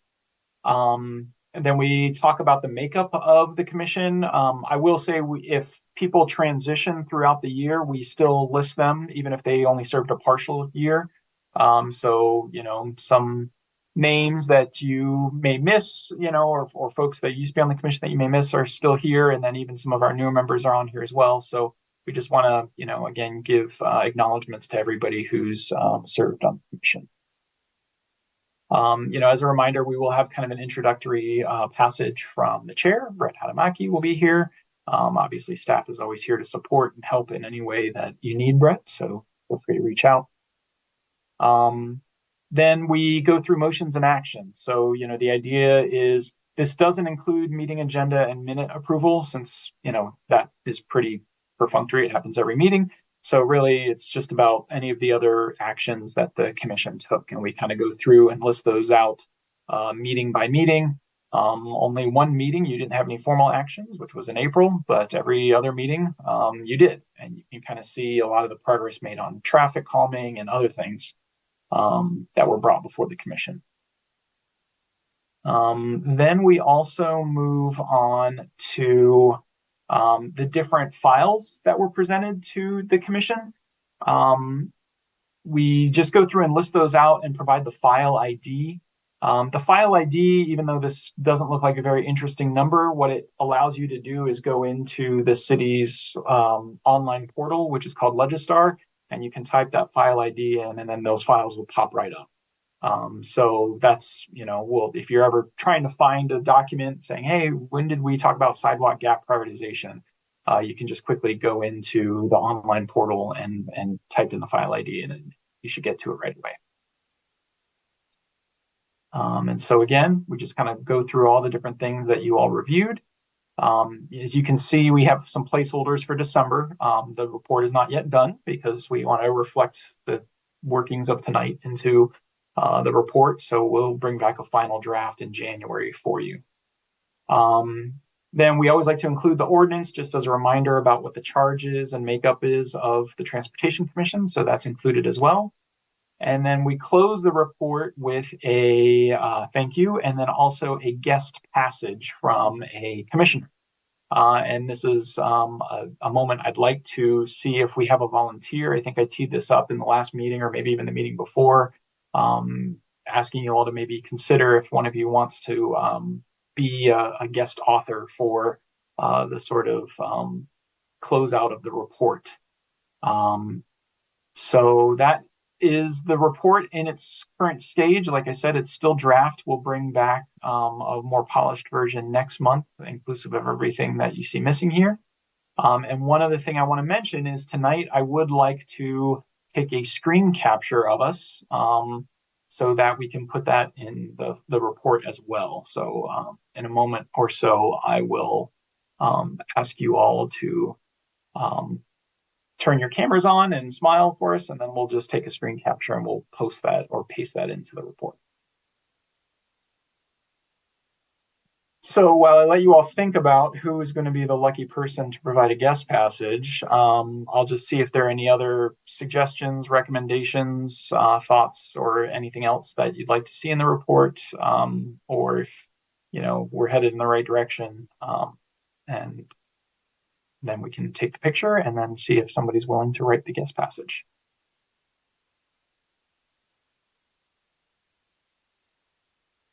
Yeah, I'll be obviously writing the passage for the chair. But we will, like Raymond said, need a volunteer, or hopefully a volunteer, to write the other passage.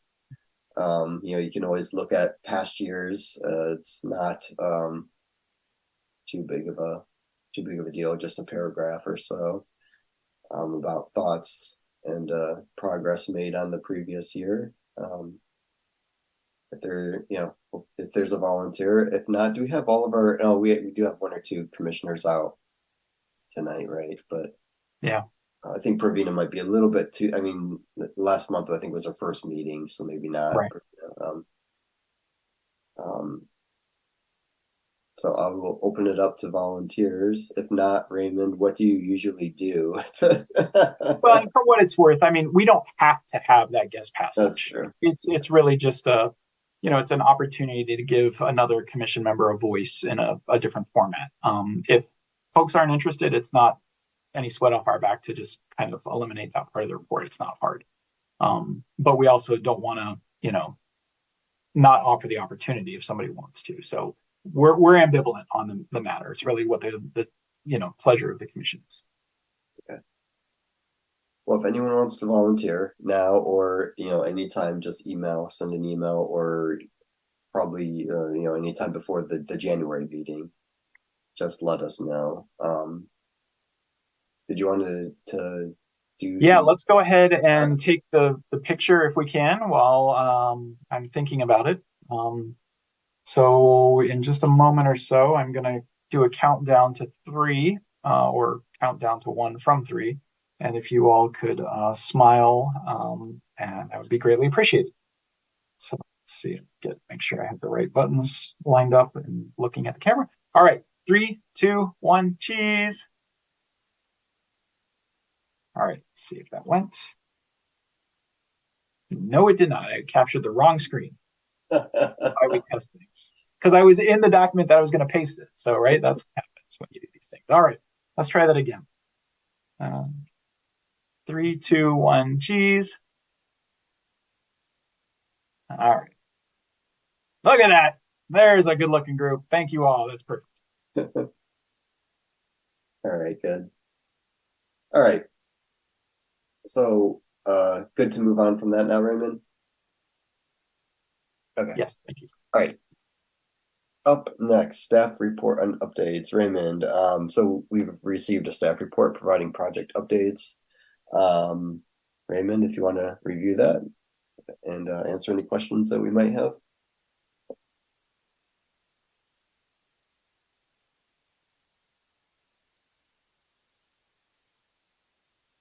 All right, as is typical, I'll just walk through the changes from last month to this month. Street resurfacing, not a lot of change here, but we're teeing up the 2024 stuff, so you'll start to see some new information populating in that space. Sidewalk gaps, the biggest thing to note here is that the Ellsworth Road project didn't quite get in, so there is a remaining gap that's expected to be completed in the early part of 2024. Other than that, all the other sidewalk gaps were completed. Earhart, construction is now substantially complete, except that the pavement markings are temporary, and the vertical elements and delineators are not all in yet either. It's always kind of a scramble before the weather turns too bad between rain and cold weather about whether they can get the permanent pavement markings down, and they couldn't get them all in. So do expect them to be back out mobilizing in the spring to finalize all that. Brook Street, construction is substantially complete. East Medical Center Drive.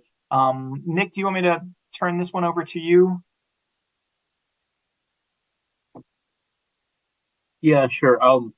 There's not much to mention, other than what was already said there. We did the redesign over the course of the past year, to meet what the council's resolution had requested that we do, to add the additional width onto the bridge for non-motorized traffic. And that went to council just 2 days ago on Monday, and the construction contract was approved. And as it says, we plan to begin construction in March. All right. Thank you, Nick. Miller Avenue, we mentioned last month that there was engagement on October 19th for kind of the capital portion of the project. Additional engagement is being worked on right now for the bicycle pedestrian elements of the project, and is expected to occur in the first quarter of 2024. maybe as early as February. So we'll definitely keep you posted on that. Downtown area circulation study is going strong, stakeholder engagements, and obviously you got an update on the project last month, as well as the DDA. The study is kind of concluding its discovery phase and developing some initial concepts, which will then be rolled out to the community and other stakeholders in the spring of 2024. The state trunk line transfer, stay tuned. We plan to bring this back to you next month with the findings of that. We're circulating the kind of final report now and getting comment. We do, and we will probably bring the consultant. It's fairly technical in nature, so if you have questions, they're better suited to answer some of those. We have that programmed. Accessible pedestrian signals. The city's currently working on accessible pedestrian signal installation at Ann Arbor, Saline, and Eisenhower, and Jackson High Lake interchange with eastbound I-94, the latter being in coordination with MDOT. There's some other locations in coordination with MDOT as well. Office of Sustainability and Innovations, you've been getting some updates on the electric vehicle chargers that were installed in the public right-of-way onto DTE-owned utility poles. These are in the old 4th Ward downtown, and they have been activated since last month. It's the first of its kind in the state. DTE has reported 639 streetlights that have been repaired so far in 2023, which is probably the last of the numbers for the year, maybe a slight uptick before the end of the year. Traffic calming, we are finalizing kind of this latest round, which includes Bird, Arella, and Henry, all of which had their second meetings in November. All of those are now transitioning to final polling if they're not already in that process already. And I did want to highlight the fact now that it's December and we kind of have a good feel for what we accomplished for this year. We processed 9 petitions, which if you think about it, in the past, we've only processed 2 or 3. So we didn't quite hit our target of 10, but we definitely got closer than we have in the past. We finished construction on 3 projects as well. And despite all of this great work, there's still a lot of work to do. There's still 16 projects in the queue. It seems like for every petition we get through, another one comes online. And as a result of all the petitions we've processed, you think about it, we are now have a sort of backlog of construction that needs to occur when the next year's budget comes into place. So we'll see how far we can get in processing petitions next year if we hope to build a lot of those projects next year with the budget that's afforded us. Stay tuned in that space. Bike corrals, again, we've reported on this in the past. We still are waiting for requests outside of the DDA area. So again, if you know of anyone who is looking for some bike parking in the public right-of-way outside of downtown, send them our way and we can see if we can accommodate that request. Safe Streets and Roads for All grants, as I hinted earlier, we're hopefully in the final stages of getting signature from Federal Highway on the final grant agreement, which will allow us to proceed with the work. We're already teeing up some of the work that we want to do with this funding, and we want to hit the ground running as soon as we get that approval. So we'll definitely come back and give you updates on that on a regular basis. Carbon reduction program grants. This is one that I really want to draw your attention to. You may recall we reported on this in the past. We did get almost $2 million in carbon reduction program funding from the Southeast Michigan Council of Governments, or SEMCOG. It goes to 2 projects. One is the Washington Bike Boulevard. That's a couple years out yet. But the project that is in this fiscal year is to convert all of DTE's streetlights to higher efficiency light emitting diode or LED lights. Many of their lights are still high pressure sodium or, a more inefficient fixture. But we want to make sure we get it right. So we have 2 pilot locations. One is off of East Packard near Easy Street, and the other is off of Liberty and Eberwhite. And so we actually have a survey right now that people can go out, look at the lights, give us their impressions. There are different lights, both in terms of wattage and color temperature. When I talk about color temperature, I mean kind of the whiteness or softness of the light. A lower color temperature tends to be a softer, yellower light, kind of like the high pressure sodium and amber. whereas a higher color temperature is like the bright white sort of LED, like compact fluorescent, hospital lighting, for lack of a better term. We are actually expecting to extend this engagement opportunity. It was originally slated to close this Friday on December 22nd, but we want to give people more opportunities, especially with the holidays. So we expect to extend that through early to mid-January. There is a project website dedicated to it, so you can click on that in the report. That will take you there. And yeah, if you're interested in street lighting, please go visit those sites and give us your feedback. And then education and encouragement, we continue our team to work on lunch and learns. Again, you've heard me say this before, is to really trying to institutionalize and make part of practice our Vision Zero plan. So we're holding these internal lunch and learn sessions with city departments to talk about what Vision Zero is, and we're working through a series of maintenance of traffic that we hope to do in the new year. And as you can see, you need your secret decoder ring to get through the last part of this report, but I don't know what happened there. So yeah, the last sentence is supposed to say the Michigan Association of Planning is hosting their annual transportation bonanza in February in Bath Township, which I think is outside of Lansing. And Suzanne Flowers will present on our quick build projects and initiatives. So that's what this gibberish is, and I apologize for that. I don't know what happened there. All right, there is also, whoops, let me just share my screen again, especially since we have a couple minutes still. There is the October,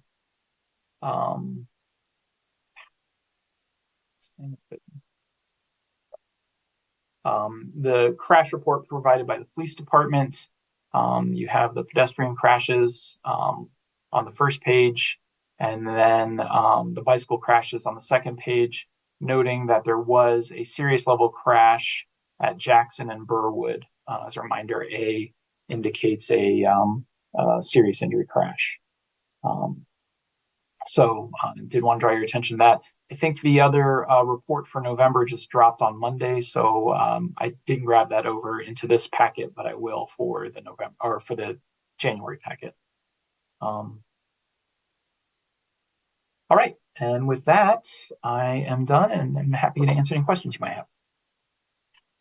Yeah, Peter. I guess I would like to draw your attention to WBW's statement on Miller Avenue. I think that I agree with what it said. I think that it really summarizes the concerns that a lot of us have about the two-way cycle track on Miller.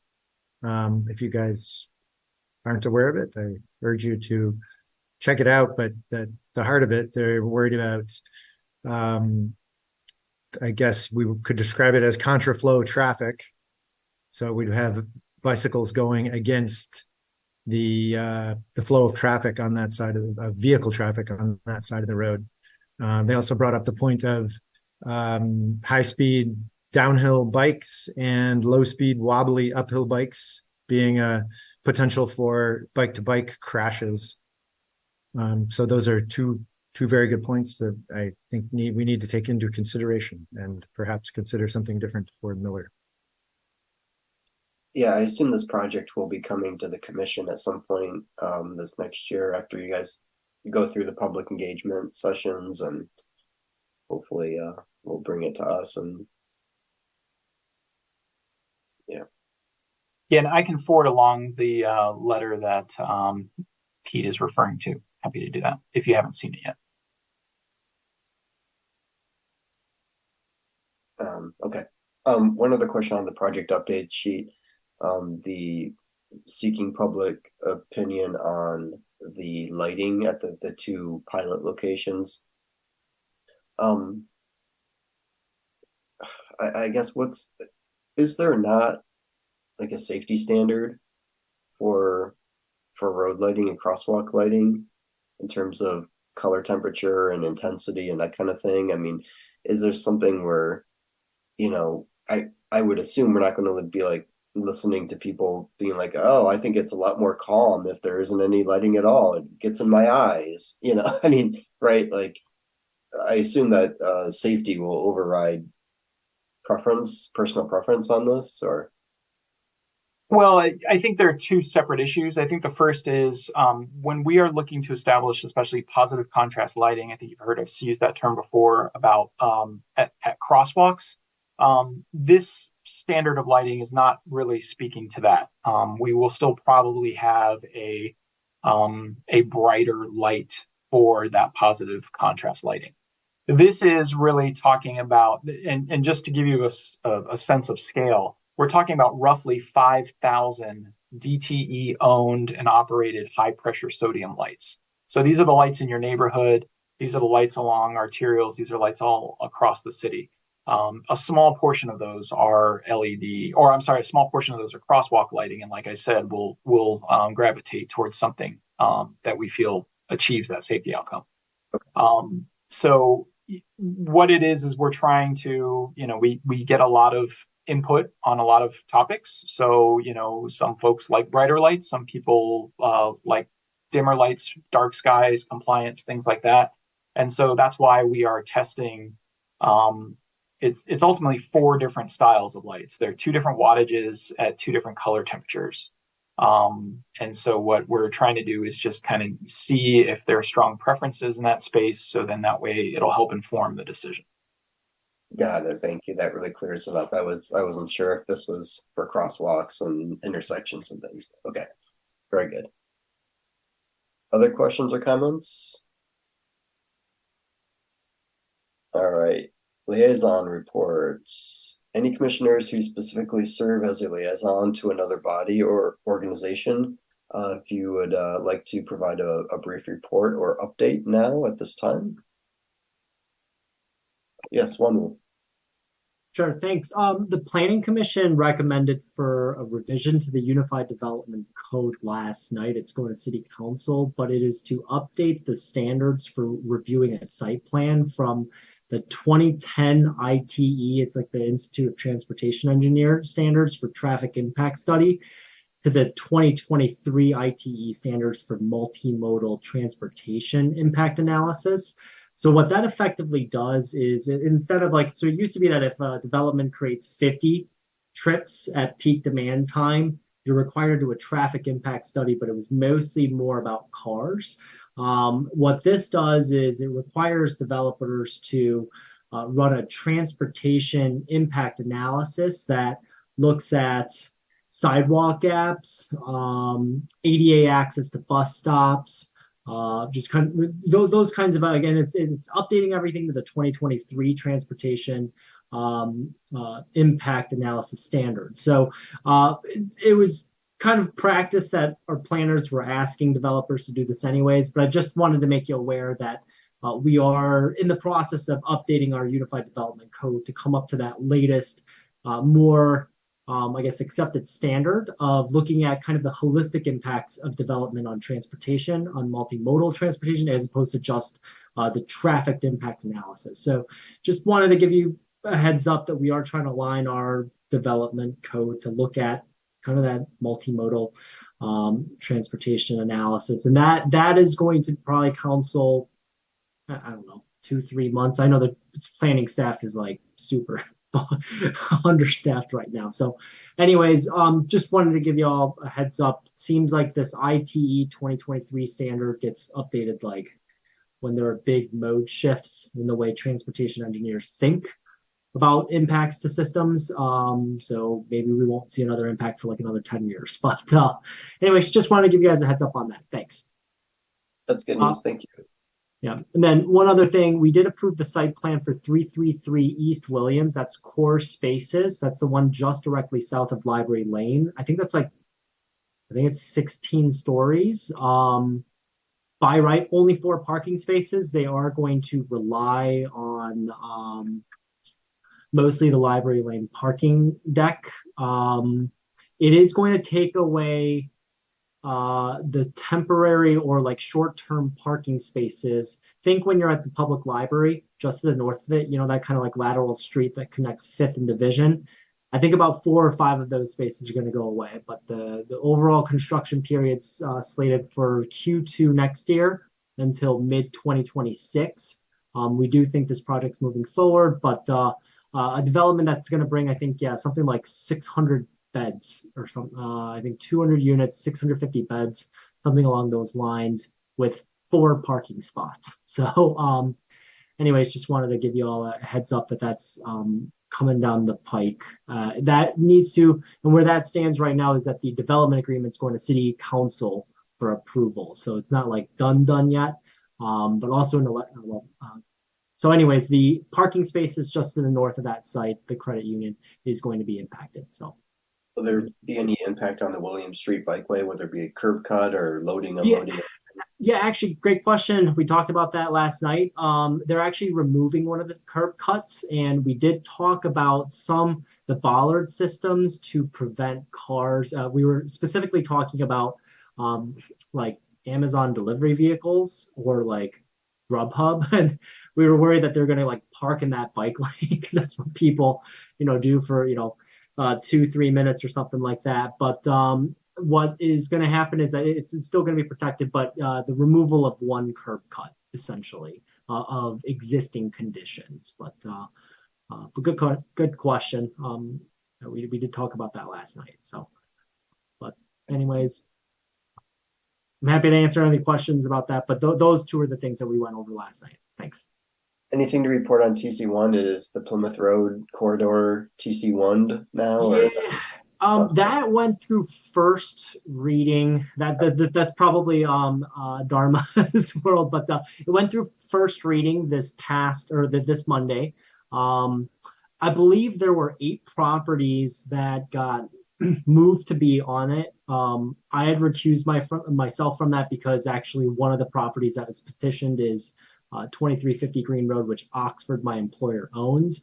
My understanding is that those 8 properties that got added to it were removed because of insufficient notice. So we didn't notice it properly.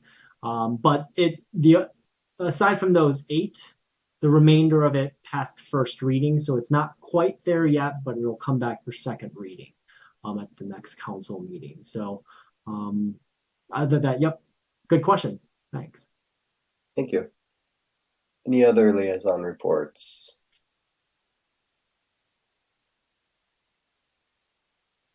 All right. Seeing none, let's move on to commission member communications. So anyone that wants to provide any other sort of report or update? Oh. Yeah. Peter, I checked out Eisenhower Linear Park. For whatever reason, I've actually never been on it for having been here for 30 years, but that is exactly what I'm thinking, right? Like something that provides recreation, but also like basically connecting, bus stops, allowing people to get easier to be able to really use, multimodal transit. So thank you for bringing that up. Well, I'd gladly give you a tour. Anything else, Peter? Yeah, I wanted to go back to one of the first things we covered today, which was our public comment about the crosswalk on Stadium. And we are doing a good job, I think, of cataloging sidewalk gaps. And it feels to me like we also need to have a better process for cataloging crosswalk gaps. And after I saw the email that was sent on this topic, and I checked out the distance between crosswalks in that area, and it is pretty big, and it's much further than the stretch of Stadium that's east of Packard, for example. There's a couple of them that are much closer at cross streets there. So I mean, I agree, this looks like a place where we need a crosswalk, but how do we get that prioritized? How do we get it on the list? And how do we start chipping away at that list? I think is maybe a place where we can improve. And is that something we can add to our 2024 work plan, perhaps a touch up of crosswalk design guidelines that includes the standard for how far there should be between them? Yeah, I would say at a minimum, we should include that topic in our March agenda topic for this kind of thing. I agree. Okay, that sounds great. Thank you. Yeah, I was also going to comment on the public commenter. I really appreciated them calling in. This is just blocks from where we live, and it's something that I think I may have made an A2 fix it before I even became on a commissioner years ago, because you know, to me it's not just that there's a crosswalk needed, but there's an actual engineering problem, I believe, because the sidewalks from Ferndale and Iroquois both have ADA ramps that come down to the stadium road surface. There are ramps that guide people from the sidewalks down onto Stadium Boulevard, but then there's no crosswalk.